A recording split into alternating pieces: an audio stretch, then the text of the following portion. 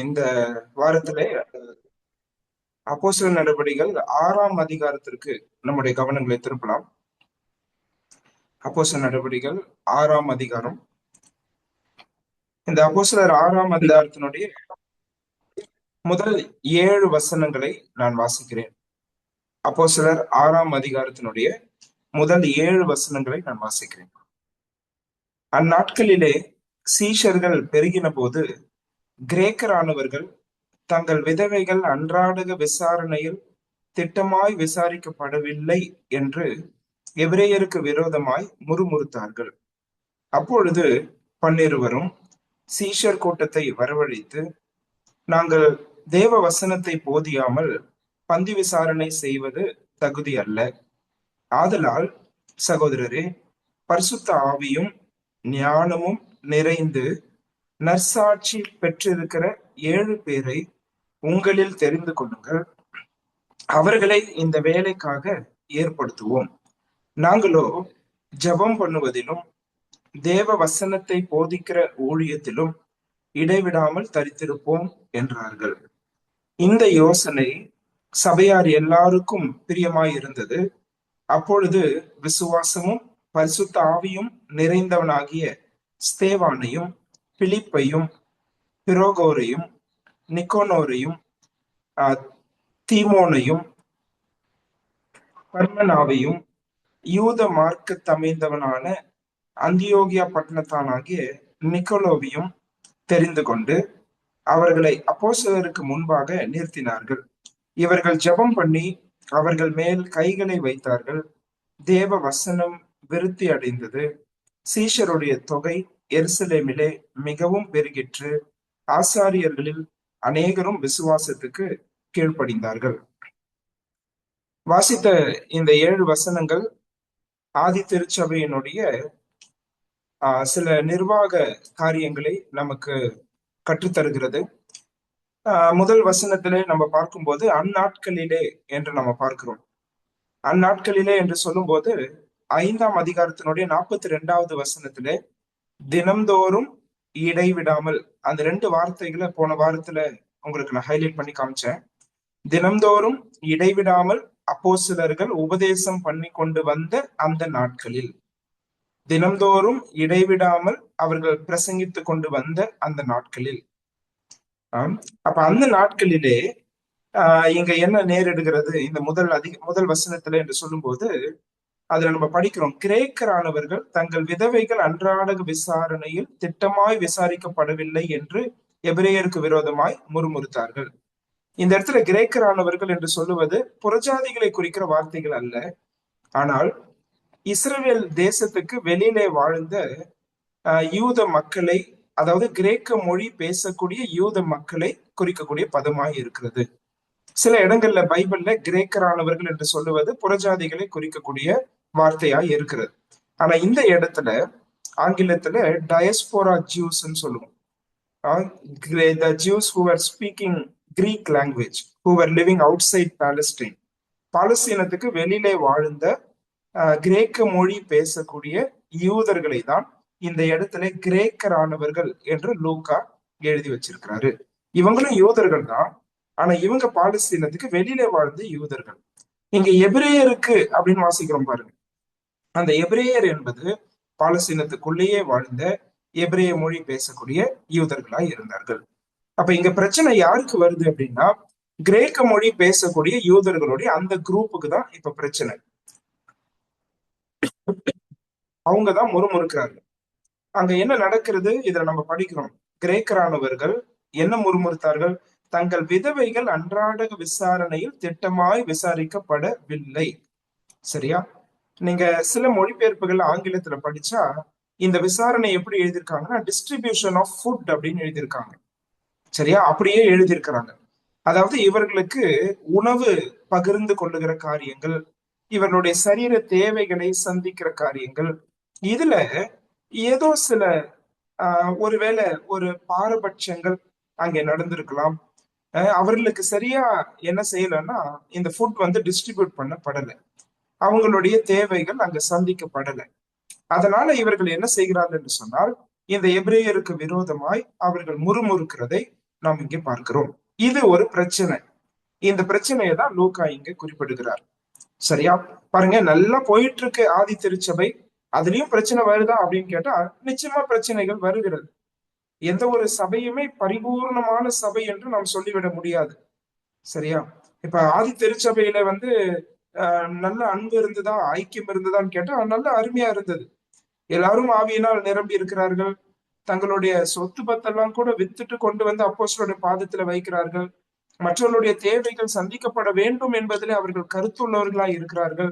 இப்படி அன்பும் ஐக்கியமும் அதிகமாகி கொண்டு இருக்கிற இந்த சபையிலும் கூட ஒரு பிரச்சனை, குறிப்பாக ஒற்றுமையை கெடுக்கக்கூடிய ஒரு பிரச்சனை அங்கே எழும்பதான் செய்கிறது.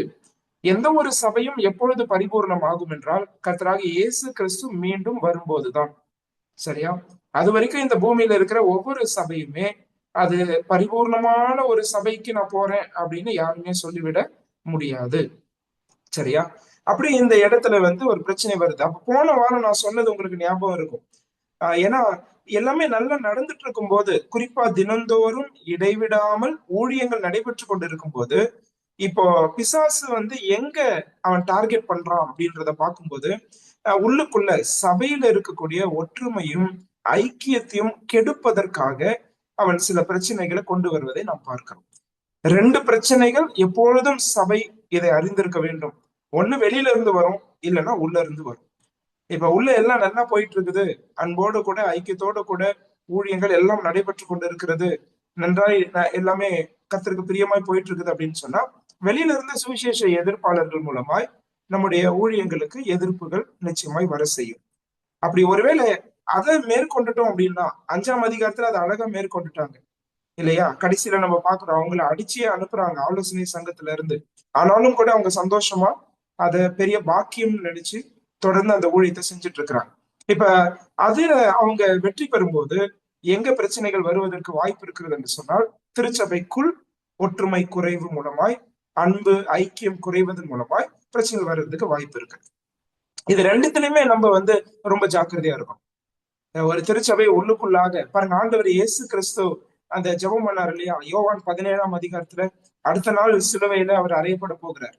அது வந்து அவருடைய இந்த பூமியில வாழ்ந்த வாழ்க்கையினுடைய கடைசி ஜெபம் நம்ம சொல்லலாம். ஆனா அப்படிப்பட்ட ஜெபத்துல அவர் குறிப்பிடக்கூடிய விஷயம் பாத்தீங்கன்னா, பிதாவே நீரும் நானும் ஒன்றாய் இருக்கிறது போல இவர்கள் எல்லாரும் ஒன்றாய் இருக்க வேண்டும் அப்படின்னு ஜெபிக்கிறார். எத்தனை முறை அந்த ஜெபத்துல ஒன்றாய் இருக்க வேண்டும், ஒன்றாய் இருக்க வேண்டும் அப்படின்னு ஜெபிக்கிறார் பாருங்க. இந்த உலகத்துல உள்ள மக்கள் நீர்தான் என்னை அனுப்பினீர் என்பதை விசுவாசிக்கிறதற்காக இவர்கள் எல்லாரும் ஒன்றாய் இருக்க வேண்டும் அப்படின்னு ஜெபிக்கிறார். அந்த நோக்கத்தை பாத்தீங்களா? இந்த உலகத்துல இருக்கிற கர்த்தரை அறியாத மக்கள் கர்த்தரை எப்படி அறிஞ்சுப்பாங்கன்னு இயேசு கிறிஸ்து சொல்லி ஜெபிக்கிறாருன்னா, சபையாருடைய ஒற்றுமையின் மூலமாய், சபையாருடைய ஐக்கியத்தின் மூலமாய். அந்த ஐக்கியம் ஒற்றுமை யாரை வெளிப்படுத்துகிறது என்றால் கர்த்தராகிய இயேசு கிறிஸ்துவை வெளிப்படுத்துகிறது. சரியா? எந்த ஒரு பாரபட்சமும் இல்லாமல். இப்ப இங்க பாரபட்சம் இருந்த மாதிரி சபையில இருக்கலாமா அப்படின்னு கேட்டா இருக்கக்கூடாது. அந்த பட்சபாதங்கள் இருக்கக்கூடாது. There should not be any partialities. ஆண்டவர் இயேசு கிறிஸ்து சிலுவையிலே மரித்ததனுடைய முக்கியமான நோக்கமே நம்முடைய ஒற்றுமைக்காக தான். சரியா? பாருங்க, எத்தனையோ வருஷமா யூதர்களுக்கும் புறஜாதிகளுக்கும் இருந்த பகை எங்க உடைஞ்சது? சிலுவையில தான் அது தகர்த்தெறியப்பட்டது இல்லையா? எபேசியர் 2ஆம் அதிகாரம்லாம் ரொம்ப அழகா நமக்கு கத்து தருது. எவ்வளவு வருஷத்துடைய பகை இது? யூதர்கள் சொன்னா ஆபிரகாமுக்கு கொண்டு போலாம், அங்க இருந்து வந்த விஷயங்கள் இதுக்கு ஏறத்தாழ 2000 வருஷத்துடைய பகைமை எங்கே தகர்த்தெறியப்பட்டது என்று சொன்னால் கல்வாரி சிலுவையிலே ஆண்டவர் இயேசு கிறிஸ்து பிதாவே இவர்களை மன்னியும் என்று சொல்லும் போது, அவர் தம்மை தாமே பலியாக கொடுக்கும் போது அங்க என்ன செய்யப்படுகிறதுனால் யூதர்களுக்கும் புறஜாதிகளுக்கும் இடையே இருந்த அந்த பகை உணர்வுகள் நீக்கப்படுகிறது. அதே போல யூதர்கள் சமாரியர்கள் எடுத்துக்கோங்க. கிமு 722 இருந்து ஏற்பட்ட பிரச்சனை அது. சமாரியர்கள் அங்கிருந்தா உருவாகுறாங்க. அப்ப இது ஒரு 7-8 நூற்றாண்டுகளுடைய பகைமை. அந்த பகைமையை எங்கே கர்த்தர் தகர்த்தெறிகிறார் என்று சொன்னால் கல்வாரி சிலுவையில. நீங்க சிலுவையை பார்க்கும்போது எதை முக்கியமா கத்துக்கணும் அப்படின்னு பைபிள் சொல்லி தருதுன்னா, God broke all barriers. Jesus Christ broke all barriers. எல்லா தடைகளையும் இயேசு கிறிஸ்து தகர்த்தெறிந்தார். யூதருக்கும் புறஜாதிகளுக்கும் இடையே இருந்த பகைமை, யூதர்களுக்கும் சமாரியர்களுக்கும் இடையே இருந்த பகைமை, இதெல்லாம் பல நூற்றாண்டுகளுடைய பகைமை. ஒரு சமாரியன் வந்து தண்ணி கூட வாங்கி சமாரியன் யூதன் குடிக்க மாட்டார் இல்லையா? அப்படிப்பட்ட பகைமை. ஆனா இது எல்லாமே தகர் தெரியப்பட்டது கல்வாரி சிலுவையில. அப்போ பெரிய பாடம் இதுதான். ஆண்டவர் இயேசு கிறிஸ்து இந்த பகைமைகளை எல்லாம் தகர்த்தெறிந்திருக்க, அவர் தகர்த்தெறிந்த தடைகளை மீண்டும் நாம் திருச்சபையில கட்டி எழுப்புவோமானால் அது கர்த்தருக்கு பிரியமான சபையாய் இருக்க முடியாது. ஒருவேளை நம்முடைய பாரபட்சங்கள் மூலமாய் சிலரை அலட்சியப்படுத்தி, சிலரை முக்கியத்துவப்படுத்தி, சிலரை ஒதுக்கி, அவர்களை உதாசீனப்படுத்தி, சிலருக்கு முக்கியத்துவம் கொடுத்து அப்படி நம்ம செயல்படும் போது கர்த்தர் தகர்த்தெறிந்த அந்த தடைகளை மீண்டும் சபையில நாம் கட்டுகிறோம் என்றுதான் அர்த்தம். சோ அதை நம்ம செய்யக்கூடாது. இப்ப இந்த இடத்துல இதை நம்ம நல்லா புரிஞ்சுக்கிறோம். இந்த ரெண்டு விஷயத்தையும் நம்ம புரிஞ்சுக்கலாம். ஒரு சபையில பிரச்சனை வருமா அப்படின்னு கேட்டா நிச்சயமா பிரச்சனை வரும். அதனாலதான் சொன்னேன், எப்பயுமே பரிபூர்ணமா ஒரு சபை ஆகுதுன்னா இயேசு கிறிஸ்து வரும்போதுதான். ஆனா அதே சமயம் இந்த பாரபட்சங்கள் நம்முடைய ஒற்றுமையை கெடுக்கக்கூடிய எந்த ஒரு விஷயத்திற்கும் நாம் இடமளிக்காமல் அதை சரி செய்வோமானால் அது பிரிவினையை நோக்கி செல்லாதபடிக்கு நாம் அதை பாதுகாத்து கொள்ளலாம். அதை நம்ம நிச்சயமா புரிந்திருக்க வேண்டிய ஒரு விஷயமா இருக்கிறது. சரி, இங்க கிரேக்கரானவர்கள், அதாவது கிரேக்க மொழி பேசக்கூடிய யூதர்களுடைய விதவைகள் சரியாய் திட்டமாய் விசாரிக்கப்படவில்லை. அவர்களுக்கு உணவு பரிமாறுதல், உணவு வழங்குதல், இதுல ஏதோ சில பாரபட்சங்கள் இருந்திருக்கிறது. சரி, இந்த பிரச்சனைய இப்ப அப்போஸ்தலருடைய காதுக்கு கொண்டு வராங்க. 2வது வசனம் பாருங்க. அப்பொழுது 12 சீஷர் கூட்டத்தை வரவழைத்து, அதுல நம்ம என்ன புரிஞ்சுக்கிறோம், இந்த 12 பேருக்கும் இந்த பிரச்சனை தெரிஞ்சிருக்கு. இப்ப சபையில பாத்தீங்கன்னா கொஞ்சம் பேர் இல்ல, ஏறத்தாழ 20,000 25,000 மக்கள் இருக்கிறாங்க இந்த ஆதி திருச்சபையில. அவ்வளவு பேர் இருக்கிற சபையில இப்ப இந்த பிரச்சனை ஒரு சிறிய பிரச்சனை தானே என்று சொல்லி அதை மூப்பர்களுக்கு அறிவிக்காமல் அவர்கள் விடவில்லை. அதை கொண்டு அப்போஸ்தலர்களுக்கு அவர்கள் கொண்டு வருகிறார்கள். இல்லைன்னா இவங்களுக்கு இந்த பிரச்சனை தெரிஞ்சிருக்காது. பாருங்க, இது ரொம்ப முக்கியம். விசுவாசிகளாய் நாம புரிந்து வைக்க வேண்டிய விஷயங்கள் என்னவென்றால், கர்த்தர் உத்தரவாதத்திலே பொறுப்பிலே சிலரை வைத்திருக்கும் போது அந்த மூப்பர்களுக்கும் அதே போல ஊழியருக்கும் சரியா இந்த பிரச்சனைகள் சபையை கெடுக்கக்கூடிய, சபையில ஏற்படக்கூடிய ஒருவேளை சின்ன விஷயமா இருக்கலாம், அதையும் கூட நாம தெரியப்படுத்த வேண்டியது அவசியம். சில நேரங்கள்ல நம்முடைய தனிப்பட்ட பிரச்சனை கூட நான் சொல்லுவேன். சில நேரங்கள்ல குடும்பத்துல கணவன் மனைவிக்கு இருக்கக்கூடிய பிரச்சனை கூட சொல்லுவேன். அதை நம்ம நாட்கள் விட விட ஒருவேளை இதை சொன்னா நம்மள அவமானமா நினைப்பாங்களோ அப்படிலாம் நம்ம நினைச்சு நிறைய நேரங்கள்ல அதை சொல்லாமையே விடும்போது, சபையில அதை தெரியப்படுத்தாம விடும்போது அது பிரச்சனை ரொம்ப பெருசா ஆகி அதுக்கு பிறகு அதை தீர்க்க முடியாத அளவுக்கு பிரிவினைகள் வந்து விடுவதை நாம் இன்றைக்கு பார்த்து கொண்டுதான் இருக்கிறோம்.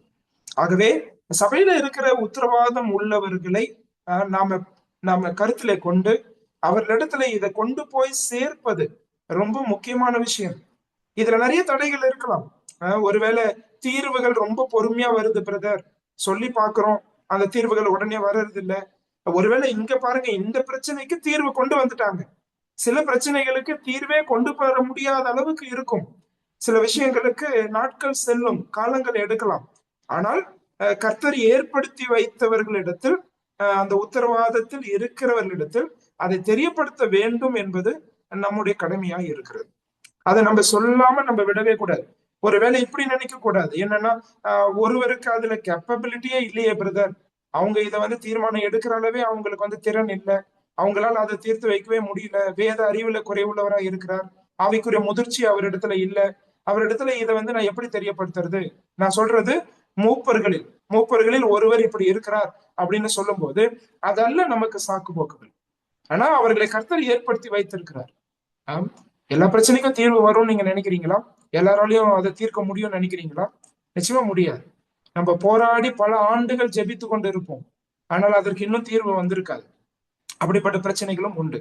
அதனால இந்த இடத்துல நம்ம புரிஞ்சுக்கிறது, நான் இங்கேயே 2வது வசனத்தினுடைய முதல் வரியிலே அதை நிறுத்திட்டு நான் இந்த விஷயத்த நான் கொண்டு வரேன். அந்த 12 இந்த விஷயங்கள் தெரிய வந்தது. இவ்வளவு பேர் இருக்கிற இடத்துல நம்மளா இதை பார்த்துக்கலாம் அப்படின்னு யாரும் நினைக்கல, அதை கொண்டு வந்தாங்க. சோ இது ரொம்ப முக்கியம். சரியா, நாம அந்த விஷயங்களை கொண்டு மூப்பர் இடத்துல சேர்ப்பது, ஊழியர் இடத்துல அதை தெரியப்படுத்துவது மிகவும் முக்கியம் வாய்ந்த விஷயமா இருக்கிறது. சரி, இதை தெரியப்படுத்தும் போது அவங்க என்ன கொண்டு வராங்க பாருங்க, என்ன தீர்வு கொண்டு வந்தாங்க. 2-3 வசனங்களை நீங்க பார்க்கணும். 2வது வசனத்தை பாருங்க. அப்பொழுது 12 சீஷர் கூட்டத்தை வரவழைத்து, நாங்கள் தேவ வசனத்தை போதியாமல் பந்தி விசாரணை செய்வது தகுதி அல்ல. ஆதலால் சகோதரரே, பரிசுத்த ஆவியும் ஞானமும் நிறைந்து நற்சாட்சி பெற்றிருக்கிற 7 பேரை உங்களில் தெரிந்து கொள்ளுங்கள். அவர்களை இந்த வேலைக்காக ஏற்படுத்துவோம். இதுல நிறைய பாடங்கள் இருக்கிறது. இந்த 2 வசனங்கள் படிக்கும்போது, 2-3 வசனங்களை நம்ம படிக்கும்போது, first of all, the oversight was not careless about the problem. அந்த பிரச்சனையை குறித்து உத்தரவாதத்துல இருக்கக்கூடியவர்கள் அஜாக்கிரதை உள்ளவர்களாய் இருக்கவில்லை. இது ஒரு சாதாரண பிரச்சனை தானே, நாங்க 25,000 பேருக்கு போதிச்சுட்டு இருக்கிறோம், இப்ப சாப்பாடு பிரச்சனையை கொண்டு வந்து எங்க கிட்ட நிறுத்துறீங்களேப்பா அப்படின்னு சொல்லி அவங்க சொல்லவே கிடையாது. அவங்க என்ன செய்யறாங்க இந்த இடத்துல அப்படின்னா, அஜாக்கிரதை உள்ளவர்களாய் அல்ல, ஜாக்கிரதை உள்ளவர்களாய் இதற்கு தீர்வு கொண்டு வர வேண்டும் என்று விரும்புகிறார்கள். சரியா? அது இந்த இடத்துல ரொம்ப முக்கியம். ஒருவேளை பிரச்சனை சின்னதா இருக்கலாம், சாப்பாடு பிரச்சனை தான் நான் சொல்லிட்டு இருக்கிறேன், அது ஒரு சின்ன பிரச்சனை அப்படின்னு நம்ம நினைக்கலாம் இல்லையா? ஆனா அப்படி இவர்கள் நினைக்கவில்லை. அதை இவங்க கருத்துல கொண்டு அதற்கு தீர்வு உண்டாக்க வேண்டும் என்று சொல்லி அவர்கள் அதுக்கு முக்கியத்துவம் கொடுக்கறத நம்ம பார்க்கிறோம். சரியா? அதே போல அவர்கள் இந்த இடத்துல இந்த 2-3 வசனங்களை நம்ம படிக்கும்போது ஒரு முக்கியமான விஷயத்த அவங்க செய்யறாங்க. பாருங்க, 2வது வசனத்துல சொல்றாங்க, நாங்கள் தேவ வசனத்தை போதியாமல் பந்தி விசாரணை செய்வது தகுதி அல்ல. 4வது வசனத்துல பாத்தீங்கன்னா, நாங்களோ ஜெபம் பண்ணுவதிலும் வேத வசனத்தை போதிக்கிற ஊழியத்திலும் இடைவிடாமல் தரித்திருப்போம். 3வது வசனத்துல அவங்க என்ன தீர்வு கொண்டு வராங்கன்னா, உங்களுக்குள்ள 7 பேரை தேர்ந்தெடுங்கள், நாங்க அவங்களை நியமிக்கிறோம் அப்படின்னு சொல்றாங்க. இது நம்ம புரிஞ்சுக்க வேண்டிய ரொம்ப முக்கியமான விஷயம். ஒண்ணு என்ன அப்படின்னா, அப்போஸ்தலர்கள் எதை செய்வதற்காக கர்த்தர் அவர்களை தெரிந்து கொண்டாரோ அதற்கு அவர்கள் முதல் முக்கியத்துவம் கொடுப்பதை நாம் இங்கே பார்க்கிறோம். நான் இத மூப்பர்களுடைய பொறுப்புக்கும் இதை நான் கொண்டு வரணும்னு நான் நினைக்கிறேன். நான் இப்படி சொல்றேன், ministry of the word of God should not be neglected because of administrative burdens. நான் சொல்றதை நல்லா மனசுல எழுதி வச்சுக்கோங்க. சரியா? நிர்வாகத்துல இருக்கக்கூடிய பொறுப்புகள், நிர்வாகம் செய்யறோம் இல்லையா சபையில, அதுல வரக்கூடிய பிரச்சனைகள், இது நிமித்தம் வேத வசனத்தை போதிக்கிற ஊழியங்களில் ஒரு மூப்பரானவர் குறைவுபட்டுவிடக் கூடாது. இந்த நிர்வாக பிரச்சனைகளால வேத வசனத்தை போதிக்கிற ஊழியத்தை அவர் நிராகரித்து விடவோ உதாசீனப்படுத்தி விடவோ ஓரம் ஒதுக்கி விடவோ கூடாது. ஏன்னா நீங்க மூப்பர்களுடைய பொறுப்புகள் எடுத்து நம்ம தீத்துல எல்லாம் நம்ம படிக்கும்போது ரொம்ப முக்கியமான பொறுப்பு. நான் இப்படியே சொல்றேனே, நீங்க 1 தீமோத்தி 3-ம் அதிகாரம் படிங்க, கொடுக்கப்பட்டிருக்கிற எல்லா தகுதிகளையும் படிச்சு பாருங்க. அந்த தகுதிகள்ல நான் இப்படி பிரிச்சு சொல்றேன், அங்க கொடுக்கப்பட்டிருக்க அந்த பெரிய லிஸ்ட்ல ஒன்னே ஒண்ணு தவிர மீதி எல்லாமே வாழ்க்கையோடு சம்பந்தப்பட்ட தகுதிகள் தான். நான் சொல்றதை நல்லா கவனிங்க. ஒன்னே ஒண்ணு தவிர மீதி எல்லாமே வாழ்க்கையோடு சம்பந்தப்பட்டது. அதாவது நம்ம அவருடைய நற்சாட்சி, அவங்களுடைய வாழ்க்கையில கர்த்தருக்கு பிரியமாய் வாழ்வது, அப்படிதான் எல்லா தகுதியுமே. ஆனா ஒன்னே ஒண்ணுதான் அவங்க செய்யற வேலையோடு சம்பந்தப்பட்டது. அது என்ன தெரியுமா? போதக சமர்த்தர். இதை நல்லா கவனிக்கணும். போதக சமர்த்தர், they should be apt to teach. இது ஒண்ணுதான் அவங்க ஒர்க்கோடு சம்பந்தப்பட்டது, மீதி எல்லாமே அவங்களுடைய லைஃபோடு சம்பந்தப்பட்டதுதான். சரியா? அப்ப இந்த ஒண்ணு எவ்வளவு முக்கியமானது அதை நம்ம மனசுல வைக்கணும். இப்ப இதை நல்லா புரிஞ்சுக்கிட்டாங்க அப்போஸ்தலர்கள். நான் இப்படி கேக்குறேங்க, 25,000 பேருக்கு போதிக்கிறவங்க 25,000 பேருக்கு சாப்பாடு போட முடியாதா? இந்த விஷயத்த அவங்க தீர்க்க முடியாதா? அவங்க கையில எடுத்து செய்ய முடியாதா? இப்ப முடியுமா முடியாதா அப்படின்னு கேட்டா நிச்சயமா முடியும். சரியா? அப்படியே தகுதி அல்ல அப்படின்றாங்க. அந்த வார்த்தையை கவனிச்சிங்களா? 2வது வசனத்துல தகுதி அல்ல அப்படின்னு சொல்லும் போது இது இப்படி அர்த்தம் எடுத்துக்க கூடாது. என்னன்னா, சாப்பாடு போடுற வேலை இழிவான வேலை, அதை நாங்க செய்ய மாட்டோம் அப்படி அவங்க சொல்ல கிடையாது. அதல்ல இங்க அர்த்தம். ஆனா கர்த்தர் எங்களுக்கு கொடுத்திருக்கிற ஆவிக்குரிய வரங்களின்படி, கர்த்தர் எங்களுக்கு கொடுத்திருக்கிற உத்தரவாதத்தின்படி எதற்கு முக்கியத்துவம் கொடுக்க வேண்டும் என்று ஆண்டவர் விரும்புகிறாரோ அதற்கு முக்கியத்துவம் கொடுக்கிறோம். அதே சமயம் இந்த பிரச்சனையும் நாங்கள் அலட்சியப்படுத்தவில்லை, அதற்கு ஏற்ற நபர்களை இதற்காக நாங்கள் நியமிக்கிறோம். கவனிச்சீங்களா? This is administration. ரொம்ப அருமையா அவங்களுடைய ஆவிக்குரிய வரங்களை புரிந்து கொண்டு, அவர்களுடைய பொறுப்புகளை புரிந்து கொண்டு, உத்தரவாதங்களை புரிந்து கொண்டு அவங்க என்ன செய்யறாங்கன்னா, they were concentrating in exercising their spiritual gifts. அவங்களுடைய ஆவிக்குரிய வரங்களை அவங்க பயன்படுத்துவதில் அவங்க கவனம் செலுத்தினாங்க. அவங்க எல்லாத்தையும் ஃபோக்கஸ் பண்றதுல அவங்க என்ன செய்யல அப்படின்னு கேட்டா அதுல போய் ஈடுபடல. சில நேரங்கள்ல எல்லாவற்றையுமே ஒரே நபர் செய்து அல்லது எல்லாவற்றையுமே மூப்பர்கள் கவனம் செலுத்தி எதுக்கு முக்கியத்துவம் கொடுக்கணும்னு கர்த்தர் விரும்புறாரோ அதுக்கு முக்கியத்துவம் கொடுக்க முடியாம போயிடுது. இதுவும் பிசாசனுடைய தந்திரம் என்பதை நாம் புரிந்து கொள்ள வேண்டும். சரி, இதோட மறுபக்கத்தை நான் பேசுவேன் கொஞ்ச நேரத்துக்கு பிறகு. ஆனா இங்க நம்ம புரிஞ்சுக்கிற ரொம்ப முக்கியமான விஷயம் என்னன்னா, பந்தி விசாரணை செய்வது, போதிப்பது, இது ரெண்டுமே வந்து நிக்குது. இது ரெண்டுமே வந்து நிற்கும் போது அப்போஸ்தலர் ரொம்ப அழகா பதில் சொன்னாங்க. பந்தி விசாரணை செய்வது தகுதி அல்ல எங்களுக்கு, ஆனா போதிக்கிறது தான் எங்களுக்கு தகுதியானது. அப்படின்னா என்ன அர்த்தம்னா, அந்த போதிக்கிற ஊழியத்திற்காக கர்த்தர் எங்களை ஏற்படுத்தி இருக்கிறார், அழைத்திருக்கிறார், அதற்கேற்ற வரங்களை கொடுத்திருக்கிறார், அதற்கேற்ற வாய்ப்புகளை அளிக்கிறார். அதை தான் செஞ்சுட்டு இருக்கிறோம். நீங்க யோசிச்சு பாத்தீங்கன்னா 5:42 நான் என்ன சொன்னேன்? தினந்தோறும் இடைவிடாமல் அதை தான் செஞ்சுட்டு இருந்தாங்க. இப்ப அதுக்குதான் ஒரு தடை வருது. இப்ப ரொம்ப அழகா இதை டிசர்ன் பண்ணி அதை பகுத்தறிந்து அவங்க என்ன செய்யல அப்படின்னு கேட்டா, தேவையில்லாத சில விஷயங்கள்ல போய் மாட்டிக்கிட்டு செய்ய வேண்டியதை அவங்க கோட்டை விட்டுருங்க. சரியா? சபைக்கு வந்து அட்மினிஸ்ட்ரேஷன் என்ற ஒரு விஷயமும் மூப்பர்களுக்கு ரொம்ப முக்கியமானதுதான். ஆனா அதை விட மிகவும் முக்கியமானது சபைக்கு போதனை செய்வது, சபையில இருக்கக்கூடிய விசுவாசிகளுக்கு கிறிஸ்துவின் சாயல்ல அவர்களை உருவாக்குவது, அவர்களுக்கு வேத வசனத்தை பகிர்வது. அது எந்த விதத்துல வேணா இருக்கலாம், ஆனா எல்லா விதங்களிலுமே வேத வசனத்தை பகிர்ந்து கொடுப்பது மிகவும் முக்கியமான விஷயமா இருக்கிறது. சரியா? அதனால இதை வந்து நம்ம சபையிலையும் நம்ம நல்லா புரிஞ்சுக்கிட்டோம்னா ரொம்ப நல்லா இருக்கும் நான் நினைக்கிறேன். ஒரு ஊழியர் வந்து அவருடைய ரோல் என்ன, மூப்பர் வந்து அவருடைய பங்கு என்ன, விசுவாசிகள் வந்து அவங்களுடைய வரங்கள் என்ன, இதை வந்து புரிஞ்சுக்கிட்டாலே அட்மினிஸ்ட்ரேஷன் பிகம்ஸ் வெரி ஈஸி இல்லையா? இதுதான் ரொம்ப முக்கியமானது. அந்த ஆவிக்குரிய வரங்களை நம்ம புரிஞ்சு அவங்கவுங்களுக்கான பங்கு என்ன என்பதை புரிந்து அதற்கு ஏற்றபடி அனுசரித்து சென்று எல்லாரும் செயல்படுவோமானால் அந்த திருச்சபை ரொம்ப கர்த்தர் எதிர்பார்க்கிற விதத்துல எளிதாய் செயல்படக்கூடிய சபையாய் இருக்கும். அதை இங்க நம்ம புரிஞ்சுக்கிறோம். சரியா? இப்ப எங்க 7 பேரை நீங்க தெரிந்து கொள்ளுங்கள், நாங்க என்ன செய்யறோம் அந்த வேலைக்காக அவர்களை ஏற்படுத்துவோம் அப்படின்னு சொல்றாங்க. இப்ப இதுலயும் ஒரு விஷயத்த நான் சொல்ல விரும்புறேன். நீங்களே இந்த 7 பேரை தெரிந்து கொள்ளுங்க, ஆனா நாங்க ஏற்படுத்துறோம் அப்படின்னு சொல்லும் போது இது ரெண்டுமே பேலன்ஸ்டா போது பாருங்க சபையில. என்ன அப்படின்னா, ஒண்ணு வந்து அப்பாயின்மெண்ட் பை தி எல்டர்ஸ், அதாவது மூப்பர்கள் தான் நியமிப்பு வேலையை செய்யறாங்க. ஆனா தேர்ந்தெடுப்பு இங்க சபையார் செய்வது, அதாவது கன்சென்ட் ஆஃப் த சர்ச். சரியா? சபையாருடைய ஒப்புதலும் மூப்பர், அதாவது இந்த அப்போஸ்தலருடைய நியமித்தலும் அங்க சரிசமமாய் செல்லுகிற ஒரு சபைதான் எருசலேம் ஆதி திருச்சபை. சரியா? நீங்க 5வது வசனம் பாருங்க, எவ்வளவு அருமையா ஆரம்பிக்குது பாருங்க. இந்த யோசனை சபையார் எல்லாருக்கும் பிரியமாயிற்று. கவனிச்சுங்க, பிரியமா இருந்தது. அப்படி இதுல நம்ம ஒண்ணுதான் புரிஞ்சுக்கிறோம் என்னன்னு கேட்டா, தேர் வாஸ் டிரான்ஸ்பரன்சி, அவங்களுக்குள்ள வந்து வெளிப்படைத்தன்மை இருந்தது. அதே போல சபையாருடைய சஜஷன்ஸுக்கு அவங்க ஓவர் சைட் வந்து முக்கியத்துவம் கொடுத்திருக்கிறாங்க. இங்க வந்து இவங்களை தேர்ந்தெடுக்க சொல்லி அந்த அனுமதி கொடுக்கறாங்க. அப்ப இது இவங்களுக்கு தெரியாம இல்லை, இதை இவங்க மட்டுமே ரகசியமா வச்சு தேர்ந்தெடுத்த ஒரு விஷயம் கிடையாது. அப்ப இது எல்லாமே பேலன்ஸா போகுது. அதே சமயம் அந்த நியமிப்புடைய காரியங்கள் அப்போஸ்தலர்களுக்கு தான் கொண்டு வந்து இவங்க நிறுத்துறாங்க. 7 பேரை தேர்ந்தெடுக்கிறாங்க, நீங்க நியமிங்க அப்படின்னு சொல்லி. ஏன்னா அவங்க அதுதான் இங்க சொல்றாங்க. So this is the pattern. அந்த ஃபைனல் டிசிஷன் வந்து எல்டர் பாடி தான் எடுக்கணும். ஆனா அதே சமயம் the consent of the church and the decision of the elders both go hand in hand simultaneously. ஒரு நல்ல ஆவியினால நிரம்பின சபையில இதுல பிரச்சனையே வராது. சரியா? அதுதான் நம்ம இங்க பாக்குறோம்.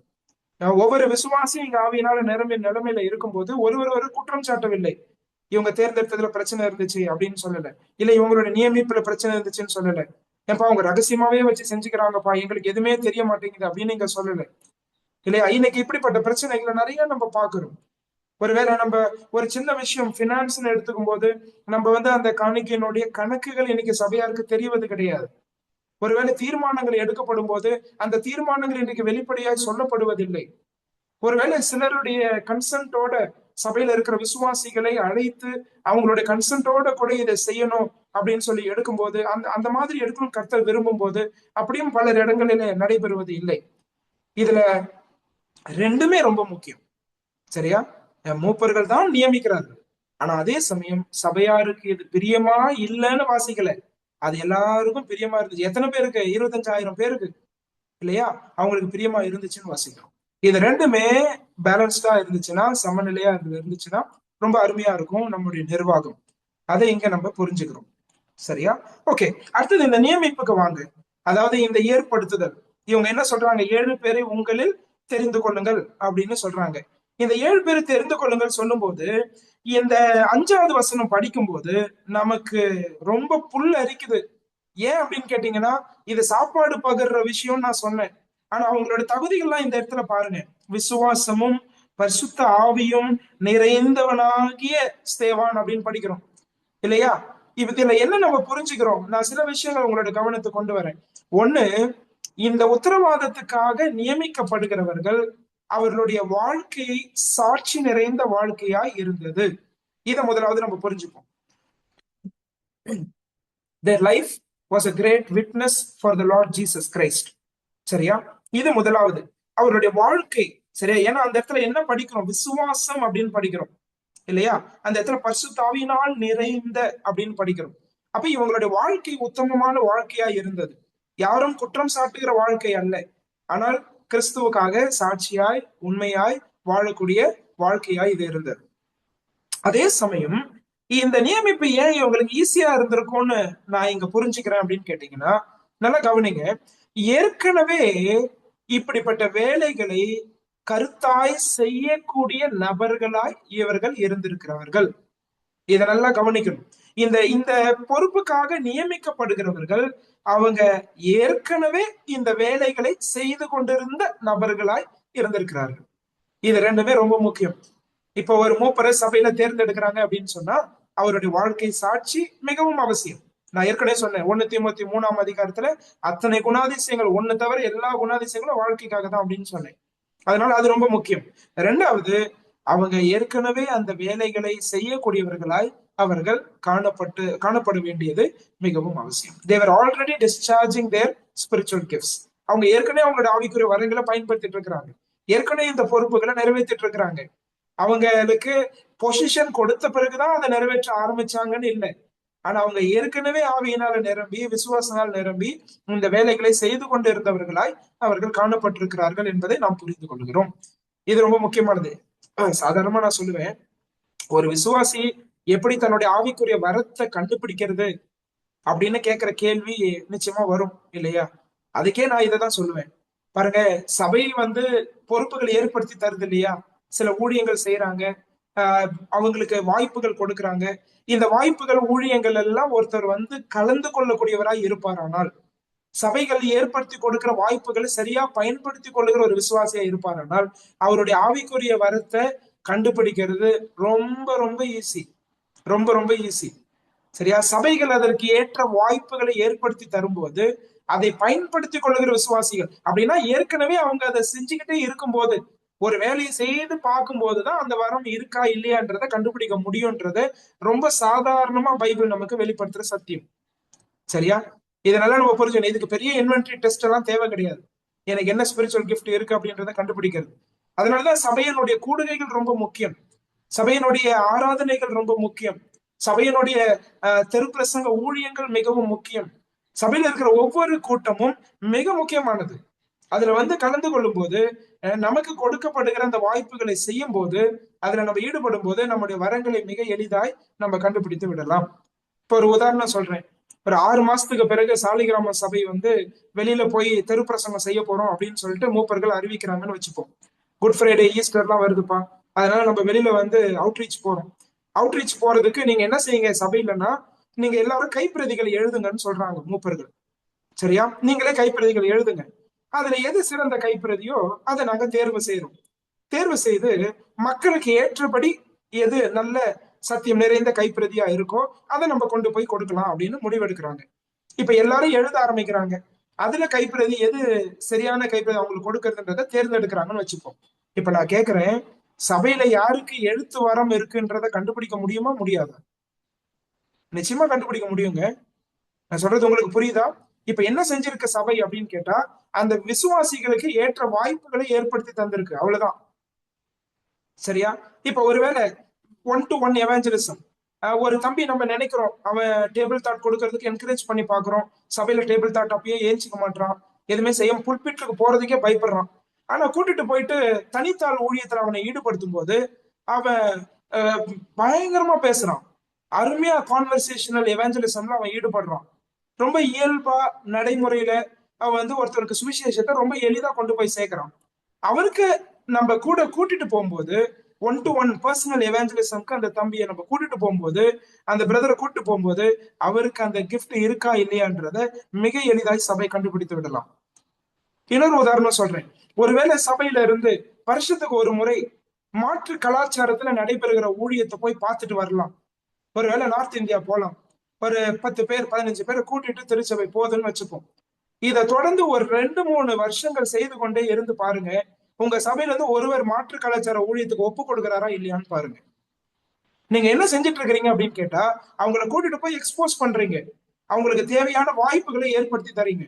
அந்த வாய்ப்புகளை ஏற்படுத்தி தரும்போது அங்க உள்ள தேவைகள் புரிய வருது. அதை குறித்த பாரங்கள் அதிகரிக்கிறது. இங்க செயல்படாம ஸ்தல சபையில இருந்தவர் கூட செயல்பட ஆரம்பிச்சிடுறாரு. இப்படி பார்க்கும்போது எத்தனையோ நன்மைகள் இதற்கு பின்பதாக இருக்கிறது. இப்ப என்னை பொறுத்த வரைக்கும் ரொம்ப ஈஸி என்ன அப்படின்னு கேட்டா, finding out spiritual gift is very easy. Only when the church provides opportunities for the believers, they can very easily identify their spiritual gifts. திருச்சபையானது வாய்ப்புகளை விசுவாசிகளுக்கு ஏற்படுத்தி தரும்போது நிச்சயமாய் விசுவாசிகள் தங்களுடைய ஆவிக்குரிய வரங்களை புரிந்து கொள்ளலாம். சரியா? ஆனா விசுவாசிகள் ஒண்ணு செய்யணும். என்னன்னு கேட்டா, இருக்கிற எல்லா கூட்டங்களையும் கலந்துகிட்டு கொடுக்கப்படுகிற எல்லா வாய்ப்புகளுக்கும் அவங்க வந்து என்ன செய்யணும்னா அதுல வந்து அவங்க நிறைவேற்றணும். இது எனக்கு கொடுக்கப்பட்ட வாய்ப்பு, அதுல நான் உண்மையா செய்வேன். சரியா? இங்க எவ்வளவு அருமையா இருக்கு பாருங்க. ஏற்கனவே இந்த 7 பேர் அவங்க ஆவிக்குரிய வரங்களை அவங்க பயன்படுத்திட்டு இருக்கிறாங்க. ஏற்கனவே இந்த வேலைகளை செஞ்சுட்டு இருக்கிறாங்க. அப்ப செஞ்சுட்டு இருக்கிறவங்களை இந்த வேலைக்காக கண்டுபிடிக்கிறது ஈஸியா இல்லையா? ரொம்ப ஈஸி. அதுதான் நம்ம இங்க நடக்குது. சரி, இப்போ ஒரு வேலை இதுல ஏற்கனவே இந்த வேலைகளை செய்யாமே இருக்கிறாங்க அப்படின்னு சொன்னா, அவங்களுக்கு அந்த திறன்கள் இல்லை அப்படின்னு சொன்னா, என்னுடைய இந்த பகுதியில இருந்தும் மற்ற பகுதிகளில இருந்தும் என்னுடைய பணிவான வேண்டுகோள் என்னன்னு கேட்டா, அவங்களை எக்யூப் பண்ற வரைக்கும், அவங்களை தயார்படுத்துற வரைக்கும், அவங்கள பயிற்சி வித்து அவங்களை சரியான விதத்துல கிறிஸ்துவின் சாயல்ல உருவாக்குகிற வரைக்கும் அவங்களை அந்த பொறுப்புக்கு நியமிக்காமல் இருப்பது ரொம்ப நல்லது. அதுதான் நான் சொல்லுவேன். They should be equipped first. அவங்க வந்து அதற்கு நல்ல பயிற்சிவிக்கப்பட வேண்டும். அவர்கள் அதற்கு ஏற்றபடி அவங்களுக்கு வந்து அந்த அவங்கள வந்து அதுக்கான பயிற்சிகள் கொடுத்து ஒருவேளை வேதத்தை கற்று தருவது, சரியா? அவங்களுக்கு சில விஷயங்களை நம்முடைய அனுபவத்தின் மூலமாய் சொல்லி கொடுப்பது, அவர்களை தொடர்ந்து அதற்கு ஏற்ற வாய்ப்புகளை உருவாக்கி கொடுத்து செயல்படுத்தி கொண்டே இருக்க வைப்பது, அந்த எக்யூப்பிங் பார்ட் வந்து சபையினுடைய லீடர்ஸ்க்கு ரொம்ப முக்கியமானது. சில இடங்களை புதிதாய் சபை ஸ்தாபிக்க போறோம். ஒருவேளை மற்றவங்க கேட்டுட்டே இருக்கிறாங்க, பிரதர் போய் 2 வருஷம் ஆகுது 3 வருஷம் ஆகுது இன்னுமா மூப்பர்களை நியமிக்கல. சரியா? இந்த பிரச்சனை எல்லா இடத்துல வரக்கூடியது. இதை கேட்ட உடனே அங்க இருக்கிற 2-3 பேரை மூப்பர் ஆக்கிடுவோம். அவங்கதான் ஃபர்ஸ்ட் ஃப்ரூட்ஸா இருப்பாங்க. சரியா? அவங்களை எந்த விதத்துல நம்ம எக்யூப் பண்ணிருக்க மாட்டோம். பின்னாடி பிரச்சனை ஆகுமான்னு கேட்டா நிச்சயமா பிரச்சனை ஆகும், சந்தேகமே கிடையாது. ஏன்னா அவங்க எந்த விதத்திலயுமே அவங்களை நம்ம என்ன பண்ணல அப்படின்னு கேட்டா, அவங்களுக்கு தேவையான பயிற்சிகளோ அவங்களுக்கு தேவையான அவங்களை உருவாக்குற அந்த பொறுப்புக்கு ஏற்றபடி அவர்களை உருவாக்குவதை திருச்சபை செய்யவில்லை. அது வந்து சபையில ரொம்ப முக்கியமானது. இப்ப இங்க ஏற்கனவே இவங்க அந்த வேலையை செய்யற அளவுக்கு பக்குவம் நிறைந்தவர்களா இருக்கிறார்கள். வாழ்க்கையும் சாட்சியா இருக்கிறது. அதனால இந்த நியமிப்பு தேர்ந்தெடுப்பு ரொம்ப எளிதாய் நடக்கிறது. ஒருவேளை அப்படி இல்லாத பட்சத்துல என்னை பொறுத்த வரைக்கும் முதலாவது அவர்களை நன்றாக தயார்படுத்தி ஆயத்தப்படுத்தி பயிற்சி வித்து அதற்கு பிறகு அந்த பொறுப்புகளை அவர்களுக்கு கொடுப்பது என்பது மிக முக்கியமானதுன்னு சொல்லி நம்ம சொல்ல முடியும். சரியா? சரி, இப்படி நம்ம பார்க்கும்போது இந்த 7 பேர் நம்ம சொன்ன இந்த பாயிண்ட்ஸ் எல்லாம் நீங்க புரிஞ்சுக்கிட்டீங்களா? ஒருவரை ஒரு உத்தரவாதத்திலே நியமிக்கும் போது ஏற்கனவே அந்த பொறுப்பை செய்யக்கூடியவராய் இருக்க வேண்டும். சரி, அவரை கண்டுபிடிக்கிறது ரொம்ப ஈஸி சபைக்கு. சரியா? இப்ப பாருங்க, நம்ம தவறா இதுல நியமிச்சிடக்கூடாது. ஏன்னா ஒருவேளை அவருக்கு வந்து உலக பிரகாரமா வந்து பெரிய மவுஸ் இருக்கலாம், ஒரு நல்ல வேலையில இருக்கலாம், பெரிய பணக்காரரா இருக்கலாம், அவர் வந்து உலக பேர் புகழ்ல ரொம்ப உயர்ந்தவரா இருக்கலாம். ஆனா அப்படிப்பட்டவரை எடுத்த உடனே சபையினுடைய மூப்பர்னு சொல்லி நம்ம சொல்லக்கூடாது, அல்லது வேற ஏதோ உத்தரவாதங்கள் அதை பொறுத்து நியமிக்கப்படக்கூடாது. ஆனால் இங்க நடைபெற வேண்டியது என்னவென்றால், உண்மையாகவே சபையினுடைய விசுவாசிகளை குறித்த அந்த கரிசனை, பாரம், அவர்களை குறித்த ஒரு பெரிய தாகம், அவர்களுக்காக தன்னுடைய வாழ்க்கையும் தன்னுடைய நேரத்தையும் முதலீடு செய்யக்கூடிய ஒரு நபர், அப்படிப்பட்ட ஒரு நபர் ஏற்கனவே சில காரியங்களை செய்து கொண்டு இருக்கிறவர், இந்த பொறுப்புக்கு இவர் தான் ஏற்றவர் அப்படின்னு சொல்லி இவங்க ஈஸியா கொண்டு வந்து நிறுத்திட்டாங்க 7 பேரு. இதுல நான் ஸ்ட்ராங்கா பிலீவ் பண்றேன். இந்த 7 பேர் ஏற்கனவே இந்த பொறுப்புகளை ரொம்ப அருமையா செய்யக்கூடியவர்களா இருந்திருக்கிறாங்க. அதே சமயம் அவருடைய வாழ்க்கையின் சாட்சியும் மிக முக்கியமானது. மற்றவர்களுக்கு போதிக்கத்தக்க அப்படின்றதோட பவுல் நிறுத்திடல. 2 தீமோத்தேயு 2:2 மற்றவர்கள் போதிக்கத்தக்க அப்படின்றது அவருடைய கெப்பாசிட்டி. சரியா? ஆனால் அதுக்கப்புறம் என்ன சொல்றாரு? மற்ற போதிக்கத்தக்க உண்மையுள்ள மனுஷனிடத்துல ஒப்புவின்றார் இல்லையா? அந்த உண்மையுள்ள அப்படின்றது ரொம்ப முக்கியம். அது வாழ்க்கையை குறிக்கிறது. போதிக்கத்தக்க அப்படின்றது அவருடைய வேலையை குறிக்கிறது. வேலைக்கும் ஏற்ற திறன் அங்க இருக்க வேண்டும். அதே சமயம் வாழ்க்கையும் சாட்சி நிறைந்ததாய் காணப்பட வேண்டும். இது ரெண்டுமே ஒன்றா போகும்போது நிச்சயமா அப்படிப்பட்டவர்கள் உத்தரவாதங்களை நியமிக்கப்படும் போது அந்த சபையை ஆவியானவர் நடத்த முடியும். ஆவியானவர் திருச்சபையை நடத்த முடியும். சரியா? இது நம்ம இந்த இடத்துல நல்லா புரிஞ்சுக்கிறோம். பாருங்க, இதுக்கு நிறைய எவிடன்ஸ் இருக்கு. பாருங்க, இவங்க தேர்ந்தெடுத்தது சரியான தேர்ந்தெடுப்பா அப்படின்னு என்கிட்ட கேட்டீங்கன்னா, நான் ஒரு விஷயத்த இதுல கவனிச்சு பார்த்தேன். இந்த 5வது வசனத்துல நீங்க பாத்தீங்கன்னா அவங்க பேர்கள்லாம் கொடுக்கப்பட்டிருக்கு. இந்த பேர்லாம் நீங்க எடுத்து பாத்தீங்கன்னா எல்லாமே அவங்களுடைய கிரீக் நேம்ஸா இருக்குது. அதாவது கிரேக்க பெயர்கள் அவர்களுக்கு வைக்கப்பட்டிருக்கிறது. இதுல இருந்து வேத வல்லுநர்கள் என்ன சொல்றாங்கன்னா, இவங்க 7 பேருமே பாலஸ்தீனத்துக்கு வெளியில வாழ்ந்த யூதர்கள் அப்படின்னு சொல்றாங்க. தேவர் டயஸ்போரா ஜூஸ். அவங்க பாலஸ்தீனத்துக்குள்ள வாழ்ந்த யூதர்கள் அல்ல. பிரச்சனை யாருக்கு வந்துச்சு? முதல் வசனத்துல உங்களுக்கு ஞாபகம் இருக்கா? பாலஸ்தீனத்துக்கு வெளியில வாழ்ந்த யூத விதவைகளுக்கு தான் பிரச்சனை. இப்ப அருமையா ஆவியானவர் இந்த சபையை கொண்டு எப்படி இவங்களை நியமிக்கிறார் பாருங்க. எப்படி தேர்ந்தெடுக்கிறாங்க அப்படின்னா, அந்த குரூப்ல இருந்தே 7 பேரை இதுக்கு தேர்ந்தெடுத்து அழகா அவங்க நியமிக்கிறத நம்ம இங்க பாக்குறோம். இது ஒரு எவிடன்ஸ். என்னன்னு கேட்டீங்கன்னா, இவங்களுடைய தேர்ந்தெடுப்பு சரியானதுதான் இருந்தது அப்படின்றதுக்கு ஒரு அருமையான எவிடன்ஸ். இது மட்டும் இல்ல, இதுக்கு பிறகு ஸ்தேவான பாருங்க. இப்ப அடுத்தது 8வது வசனத்துல இருந்து அவருடைய கதை ஆரம்பிச்சிடும் இல்லையா? நம்ம இப்படி சொல்லுவோம். என்னன்னு கேட்டா, ஏன் பிரதர் சாப்பாடு போடுறதுக்கு இவரை கொண்டு வந்து நிறுத்தினாங்க, ஆனா அவர் பேசுனத பார்த்தா இப்படி பிரீச் பண்றாரு, இந்த அளவுக்கு ஆவியினால நிரம்பி இருக்கிறாரு. எவ்வளவு அருமையா இருக்கு பாருங்க. இதே 7 பேர்ல பிலிப்பு இருக்கிறார். இதே 7 பேர்ல ஸ்தேவான் இருக்கிறார். பிலிப்பை பத்தி என்ன வாசிக்கிறோம்? அப்போஸ்தலர் 21 வாசிக்கும் போது சுவிசேஷகனாகிய பிலிப்பு அப்படின்னு வாசிக்கிறோம். இப்ப அடுத்த அதிகாரத்துல அவருடைய கதை ஆரம்பிச்சிடும். 8வது அதிகாரத்துல அவர் சமாரியாவுக்கு போனதும் அங்க ஆண்டவர் எப்படி பெரிய பெரிய கிரியைகள் செய்யறார், அங்க எப்படி சபை ஸ்தாபிக்கப்படுகிறது, அதுக்கு ஆண்டவர் பிலிப்பை தான் பயன்படுத்துறாரு. சரியா? நீங்க இன்னொரு விஷயம் நான் சொல்லட்டுமா? இதை நல்லா கவனிங்க. நான் ஆரம்பத்துல சொன்னேன், ஒருத்தவருக்கு என்ன பொறுப்பு ஆண்டவர் கொடுக்கிறாரோ, எப்படிப்பட்ட வரங்கள் கொடுக்கிறாரோ அதற்கு முதலாவது முக்கியத்துவம் கொடுப்பது நல்லது அப்படின்னு சொன்னேன். அப்போஸ்தலர்களுடைய விஷயத்தை வச்சு இன்னொரு விஷயத்தையும் சொல்றேன். எனக்கு ஒரே ஒரு ஆவிக்குரிய வரம், அதாவது ஒரு விஷயத்துக்காக பிரதானமா அதை செய்வதற்காக கர்த்தர் என்னை ஏற்படுத்தினாலும் எனக்கு ஸ்தல சபையிலே மற்ற பொறுப்புகளிலும் நான் கவனம் செலுத்த வேண்டும் என்பதையும் நாம கற்றுக்கொள்ள வேண்டும். சரியா? நான் இது ஒண்ணுதான் எனக்கு கொடுக்கப்பட்டதுன்னு சொல்லி இதை ஒண்ணுதான் நான் செய்வேன் அப்படின்ற அந்த எக்ஸ்ட்ரீமுக்கும் நம்ம போகக்கூடாது. சரியா? இப்ப நான் உங்களுக்கு கிளாஸ் எடுக்கிறேன். இப்ப என்னுடைய திருச்சபை என்னுடைய வரங்களை கண்டறிந்து என்ன கமெண்டேஷன் பண்ணியிருக்கிறாங்க. இப்ப அவங்க கிட்ட நீங்க கேட்டீங்கன்னா, I am an itinerary preacher and teacher, இதுதான் அவங்க சொல்லுவாங்க. சரியா? வெளியில போய் நான் செய்தி கொடுக்கக்கூடியவன், வேதத்தை போதிக்கக்கூடிய. ஏன்னா வேதத்தை போதிக்கிறது தான் எங்களுக்கு பிரதானமான வேலை. அதுதான் ஆண்டவர் எங்களுக்கு கொடுத்திருக்கிற பணி.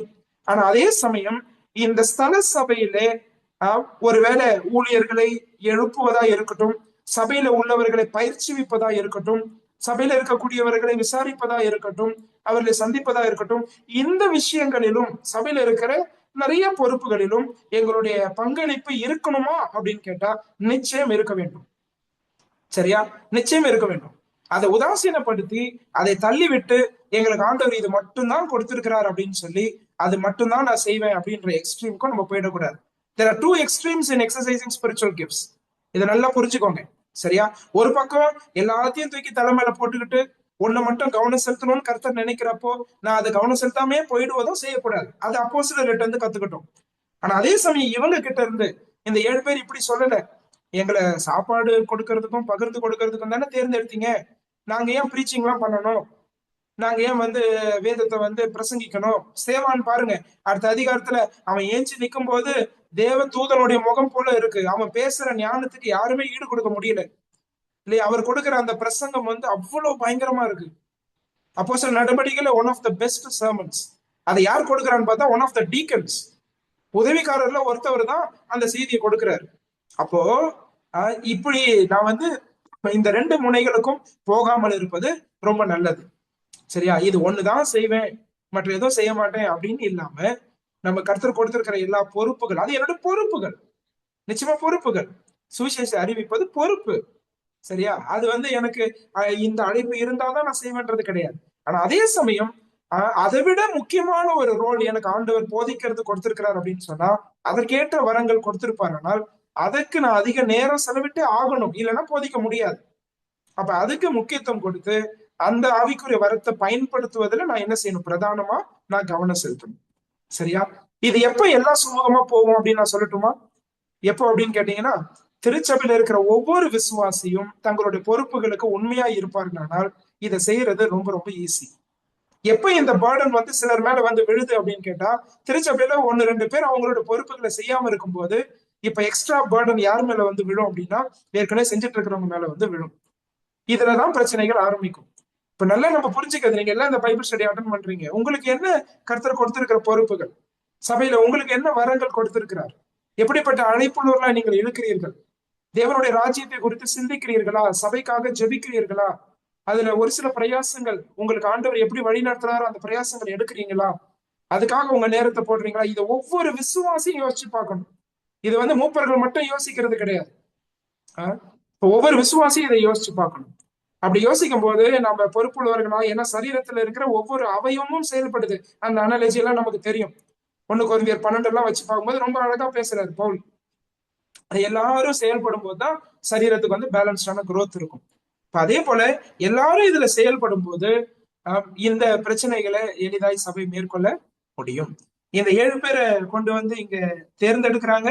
இப்ப அப்போஸ்தலர்கள் பாருங்க, ரொம்ப அருமையா மறுபடியும் ஜெபம் பண்ணி அவங்க மேல கைகளை வைத்து, 6வது வசனம் பாருங்க.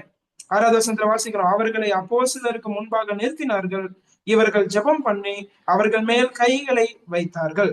Laying of hands. இந்த கைகளை வைத்தல் பழைய ஏற்பாட்டுல நம்ம வாசிக்கும் போது ஒரு குறிப்பிட்ட ஊழியத்துக்காக ஒருவர் நியமிக்கப்படும் போது அவர்கள் மேல் கைகளை வைத்தார்கள். அப்படியே நம்ம இங்க எடுத்துக்கலாம். இந்த குறிப்பிட்ட உத்தரவாதத்தை இவர்கள் நிறைவேற்றுவதற்காக அவங்களை இந்த அப்போஸ்தலர்கள் நியமிக்கிறதை நாம் இங்கே பார்க்கிறோம். அதனாலே கைகளை வைத்து அவர்களை இந்த வேலைக்காக ஏற்படுத்துகிறார்கள். இந்த வேலைக்காக அவர்களை ஏற்படுத்துகிறார்கள். இப்ப நல்லா புரிஞ்சுக்கோங்க, கர்த்தர் தான் இவங்களை ஏற்படுத்தினாரு, கர்த்தர் தான் இவங்களை ஐடென்டிஃபை பண்ண வச்சாரு. ஆனா அது எப்படி நடக்குதுன்றத பாருங்க. அது எல்டர்ஸ், அங்க இருக்கக்கூடிய மூப்பர்கள் அந்த நியமிப்பு வேலையை அவர்கள் செய்கிறார்கள். அதே சமயம் சபையார் அவர்களுடைய ஒப்புதல், அவர்களுடைய தெரிந்தெடுப்பும் எதில் இருக்கிறது. ஆனா அதே சமயம் இவர்களை கண்டறிவது யாருடைய செயலாய் இருந்தது? இவங்களை வந்து இவங்களை வந்து ஏற்படுத்துறது, இந்த வேலைக்காக இவங்க தான் ஏற்படுத்தணும் அப்படின்றது யார்கிட்ட இருந்து வந்த விஷயமா இருக்கு அப்படின்னு கேட்டா, கர்த்தரால் நடந்த விஷயமா இருக்கிறது. சரியா? அப்ப இது வந்து இந்த அட்மினிஸ்ட்ரேஷன், இந்த 6 வசனங்கள்ல நம்ம இந்த பாடங்கள் எல்லாம் நம்ம நல்லா கத்துக்கிறோம். சரியா? இப்படி நம்ம செல்லும் போது திருச்சபையில வளர்ச்சியானது சமநிலையாய் காணப்படும். சரி, இது 6வது வசனம் வரைக்கும் நம்ம படிக்கும் போது இந்த பிரச்சனையை ரொம்ப அழகா இவங்க சால்வ் பண்ணியிருக்கிறாங்க. அதே சமயம் அவங்களும் இப்ப அப்போஸ்தலர்கள் என்னெல்லாம் தடை ஆகல பாருங்க. அப்போஸ்தலர்கள் சொன்னாங்க இல்லையா 4வது வசனத்துல, நாங்களும் ஜெபம் பண்ணுவதிலும் தேவ வசனத்தை போதிக்கிற ஊழியத்திலும் இடைவிடாமல் தரித்திருப்போம். அதுக்கு எந்த தடையும் இப்ப வரல.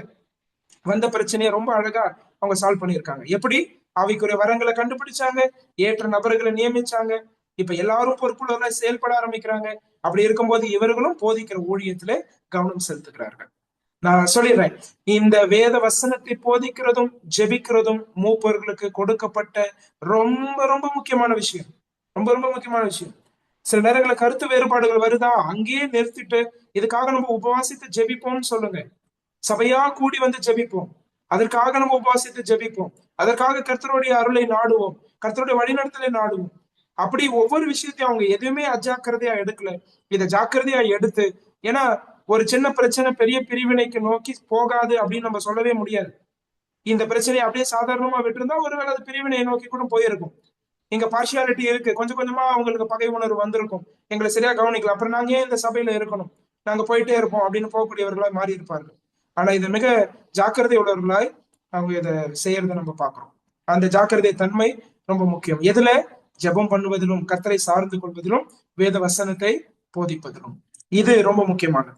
சரி, இது இந்த 6வது வசனத்தோட முடிச்சு 7வது வசனத்துல எருசலேம்ல நடைபெற்ற ஊழியத்தினுடைய ஒரு அறிக்கையை லூக்கா இங்க கொடுக்கிறார். நீங்க அப்போஸ்தலர் நடவடிக்கைகள் புத்தகத்தை படிச்சு பாத்தீங்கன்னா நிறைய இடத்துல ப்ராக்ரஸ் ரிப்போர்ட்ஸ் வரும். சரியா? நீங்க பிள்ளைகள் ஸ்கூலுக்கு அனுப்புறோம், எக்ஸாம் வைக்கிறாங்க, பேரண்ட்ஸ் பிள்ளைங்க எப்படி தேர்ச்சி பெற்றாங்க அப்படின்னு தெரிஞ்சுக்கணும்னா ப்ராக்ரஸ் ரிப்போர்ட் கொடுத்து அனுப்புறாங்க, ரேங்க் கார்டு. அதே மாதிரி லூக்கா என்ன பண்ணியிருக்கிறாருன்னா அப்போஸ்தலர் 1:8 எடுத்துக்கிட்டாரு. அப்போஸ்தலர் 1:8 எடுத்துட்டு முதல் ஊர் அங்க என்ன பாக்குறோம்? பரிசுத்த ஆவி உங்களிடத்தில் வரும்போது நீங்கள் பலனடைந்து எருசலேமிலும், இல்லையா? அதான் முதல் ஊர். அந்த எருசலேம்ல எது வரைக்கும் ஊழியம் நடந்துச்சோ அதை முடிச்சுட்டு அந்த எருசலேம்ல நடந்த ஊழியத்தை பற்றிய ஒரு அறிக்கையை அவர் சமர்ப்பிக்கிறதை பார்க்கிறோம். அதுதான் 6வது அதிகாரத்தினுடைய 7வது வசனம். சரியா? இதோட எருசலேமுடைய ஊழியமே முடிஞ்சிடும். இதுக்கப்புறம் எங்க போகுது அப்படின்னு கேட்டா, இதுக்கப்புறம் யூதேயா, சமாரியா, அதுல இருந்து தொடர்ந்து பாத்தீங்கன்னா அப்படியே ரோமாபுரி வரைக்கும் பல இடங்களுக்கும் பல கண்டங்களுக்கும் பல தீவுகளுக்கும் சுவிசேஷம் செல்வதை பார்க்கிறோம். இப்ப 6:7 it's a report about Jerusalem ministry. எருசலேம்ல நடந்த ஊழியம். 2ஆம் அதிகாரத்துல ஆரம்பிச்சது இந்த ஊழியம். அதுல இருந்து இந்த 6வது அதிகாரத்தினுடைய 6வது வசனம் வரைக்கும் அந்த ஊழியம் வருகிறது. இப்ப அதனுடைய ரிப்போர்ட் தான் 7வது வசனத்துல லூக்கா கொடுக்கிறார். 7வது வசனம் பாருங்க. தேவ வசனம் விருத்தி அடைந்தது, சீஷருடைய தொகை எருசலேமில் மிகவும் பெருகிற்று, ஆசாரியர்களிலும் அநேகர் விசுவாசத்துக்கு கீழ்ப்படிந்தார்கள். எவ்வளவு அருமையான விஷயத்த நம்ம இங்க படிக்கிறோம் பாருங்க, இல்லையா? சாதாரண மக்கள் மட்டுமல்ல, அங்க ஆசாரியர்களும், இல்லையா, அவர்களிலும் அநேகர் விசுவாசத்துக்கு கீழ்ப்படிந்தார்கள். வேத வசனம் விருத்தி அடைந்து கொண்டே இருந்தது, சீஷருடைய தொகை எருசலேமிலே மிகவும் பெருகிற்று. 1வது வசனம் அப்படிதான் ஆரம்பிச்சது, சீஷர்கள் பெருகின போது அப்படின்னு சொல்லி. இப்ப நிறைய ஆட்கள் வர there was an administrative problem. அங்க ஒரு நிர்வாக பிரச்சனை வந்தது. மிக அழகாக அப்போஸ்தலர்கள் அதை தீர்த்து வைக்கிறார்கள். இப்ப இது வரைக்கும் எருசலேமில் நடந்த ஊழியத்தை பாத்தீங்கன்னா வேத வசனம் அதிக அதிகமாக விருத்தி அடைகிறது, அநேகர் ரட்சிக்கப்படுகிறார்கள், தேவனுடைய நாமம் மகிமைப்படுகிறது, சீஷருடைய தொகை எருசலேமில் மிகவும் பெருகிற்று. இந்த சபை வளர்ந்து கொண்டே போவதை நம்ம பார்க்கிறோம். நான் இதோட நிறுத்துறேன். ஏன்னா ஸ்தேவான் 7வது அதிகாரத்துல ஸ்தேவான் கொடுத்த அந்த செய்தியோட சம்பந்தப்பட்டுதான் இந்த 6:8 வரைக்கும் வரக்கூடிய விஷயங்கள்.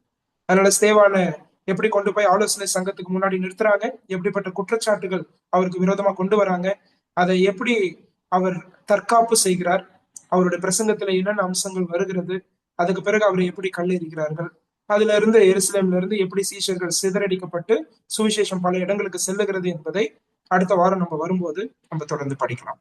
கற்றுக்கொண்ட இந்த பாடங்கள் நம்முடைய திருச்சபையில நம்ம பிராக்டிஸ் பண்ணுவோம். சபையில சீராக காரியங்கள் செல்ல, தேவனுக்கு பிரியமான பரிசுத்த ஆவியானவருடைய நடத்துதலோடு சபை செயல்பட தேவன் நமக்கு உதவி செய்யட்டும். அவருடைய நாமம் மகிமைப்படுவதாக. ஆமென்.